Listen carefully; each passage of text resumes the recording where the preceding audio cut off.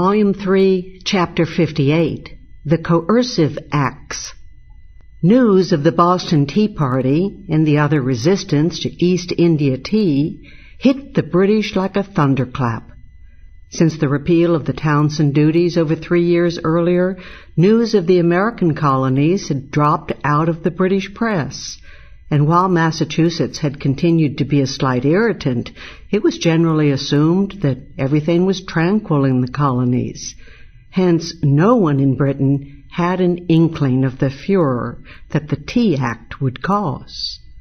Suddenly, America erupted again, and now the British saw that the colonial problems had never been really quieted. They also began to see something more, that generally only the extreme poles are logical or viable, and that in-between states are logically self-contradictory and unstable mixtures that impel persistently toward one pole or the other. And so the British began to realize that continued drift and repeated near conflicts with Americans were unworkable, and that Great Britain must finally choose either to pursue appeasement and go back to the salutary neglect and colonial quasi-independence of the pre-7 Years' War era, or to take the hard line and crush the colonist and impose absolute British rule. The choice was appeasement and peaceful coexistence on the one hand, or maximum force for total victory on the other. In keeping with its nature, of course, the Tory imperialist ruling clique opted unhesitatingly for coercion and the mailed fist. When the news of the crisis came to London, Benjamin Franklin was amid an unhappy imbroglio. While trying as agent for Massachusetts to present a Massachusetts petition for removal of Hutchinson and Oliver, the news of Franklin's responsibility for unearthing the Hutchinson-Oliver letters and sending them to Boston came to light. Reaction to Franklin's underhanded methods was widespread and understandably bitter, especially because of Franklin's presumed Tory leanings. When news of the Tea Party arrived shortly thereafter, it was not difficult for the British to leap to the absurd conclusion that the whole affair was a diabolical plot conceived by the sinister, subversive devil, Dr. Franklin. Franklin became the general scapegoat and whipping boy, was quickly dismissed from his lucrative royal post as Deputy Postmaster General of America, and was roundly denounced as a viper festering the bosom of the English government, an old dotard who had schemed to make himself dictator of an independent Massachusetts. As John Adams later wrote, in reaction to the continuing hold of this myth on the minds of the British, the history of our revolution will be one continued lie from one end to the other. The essence of the whole will be that Dr. Franklin's electrical rod smote the earth and outsprang General Washington. To compound the irony, Franklin at the same time was sending his stern Tory disapproval of the Tea Party to the Massachusetts Committee of Correspondence. Franklin denounced the extremism of destroying what he chose to call private property, a designation that surely stretched the concept of private to the breaking point. Franklin also vainly demanded that Massachusetts repair the damages and pay compensation to the company. Within the cabinet, the ministry prepared to crush the rebellious Americans, the Bedfordites, the Grenvillites, the King's friends, and King George himself howled for revenge and suppression. Only Lord North himself and the Whiggish Lord Dartmouth, half-brother of North and Secretary of State for the Colonies, who had replaced Hillsborough a year and a half earlier, pleaded for confining the mailed fist to rebellious Boston. They largely won the day. But this old policy of isolating and smashing the leading center of resistance could no longer work. The American colonists were too united from years of struggle and from the growth of such revolutionary institutions as a network of local committees of correspondence.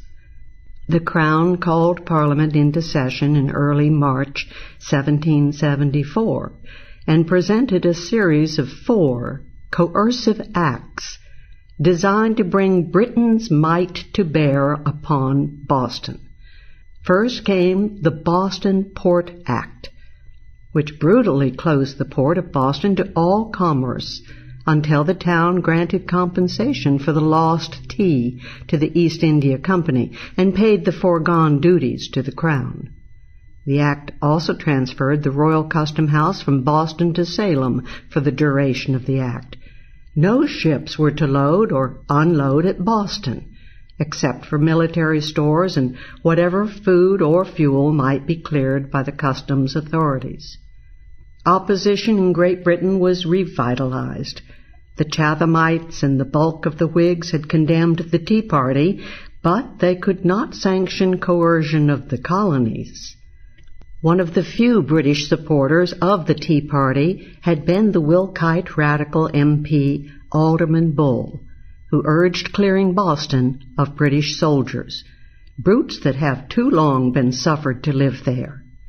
The plan supposedly to isolate and then coerce Boston into submission had stemmed from Lord Dartmouth and his Undersecretary, John Pownall. Chatham, in opposition, urged a demand for reparation before coercion, but the most effective opposition came from the Whigs.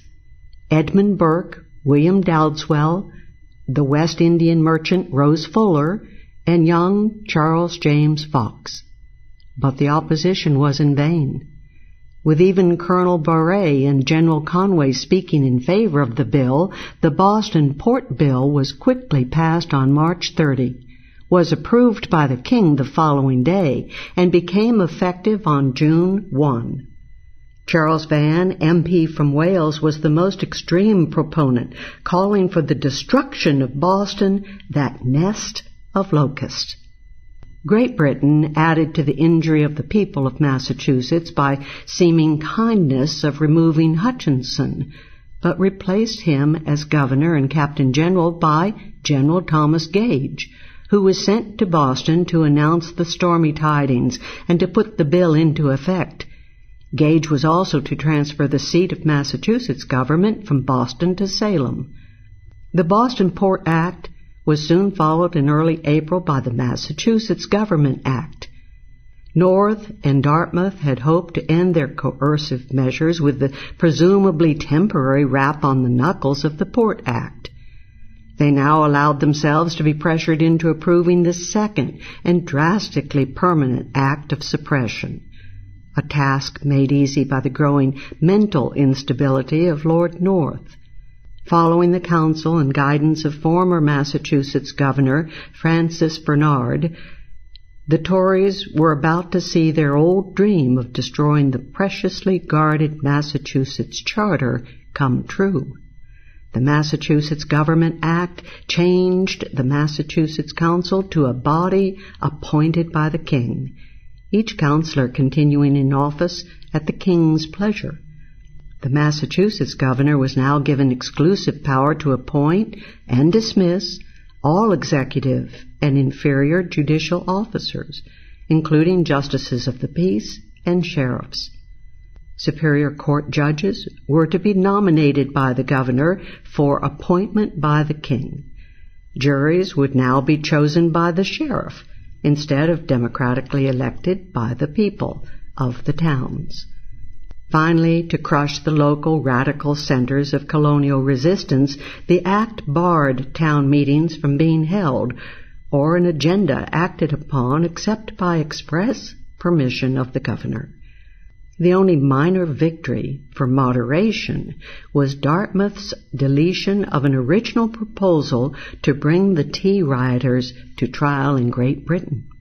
This savage act had been staunchly opposed by some of the leading Whigs and Liberals, Sir George Savile, Colonel Barré, who had reluctantly supported the Port Act, Charles James Fox, General Conway, and Edmund Burke. Notwithstanding, it passed by a large majority, was approved on May 20, and became effective on July 1 and August 1, different provisions taking effect on the 2 dates. This was as far as North and Dartmouth wanted to go. But meanwhile, severe pressure for still further measures descended upon them from the rest of the cabinet, led by the Grenvilleite Lord Privy Seal, the Earl of Suffolk, and the Earl of Sandwich, a Bedfordite. Sandwich and Suffolk pushed through the Administration of Justice Act, introduced in mid-April. This act provided exemption from any high crimes committed in Massachusetts by royal officials in the course of their duties. Any royal official committing a capital crime in the course of collecting revenue or suppressing a riot would now have his trial transferred from the local courts to Great Britain, provided that the governor and council decided that the official could not receive a fair trial in Massachusetts.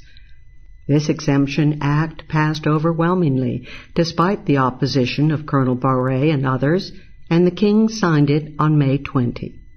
No other act could have been more calculated to arouse the fears and hostilities of the colonists than the fourth coercive act, the Quartering Act, which revived the troubles over quartering British troops on the colonists.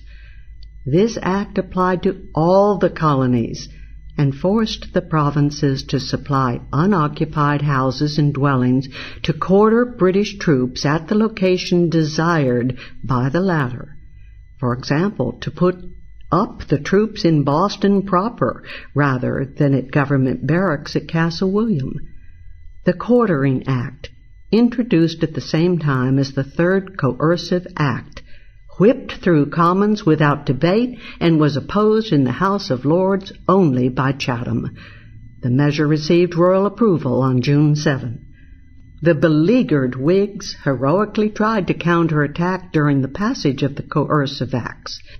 In mid-April, Rose Fuller moved repeal of the Tea Act and was backed by Fox, Barré, and an eloquent and widely circulated speech by Edmund Burke. However, the motion was voted down by an overwhelming majority.